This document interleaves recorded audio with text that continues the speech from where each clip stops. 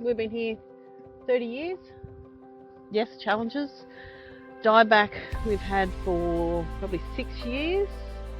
Didn't know what it was at first, and all we got was weeds, and we didn't know what to do really. Like a paddock looked green, it looked like it had grass in it.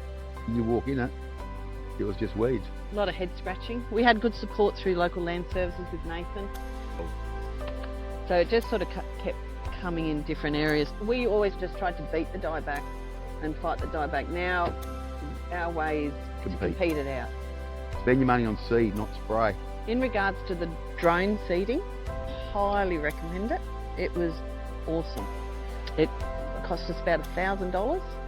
We had it all drone seeded, both paddocks. This one was too hard. I think Tim slashed it, but he couldn't get over it and rip it or prepare the soil at all. We got the cattle in there and flogged it, and then we had the drone come in and just seed it. That wasn't prepared, that was just drone seeded. There's a big patch of Tyche along the ridge still, and the cattle always used to live there. They walk straight over the top of that, straight down through the creek, way over the back corner where the signal grass is. Straight there first every time. They love it. We thought it was not going so good, and then the next year it was just like, went, wow. oh, it's there. Look, now it's spread.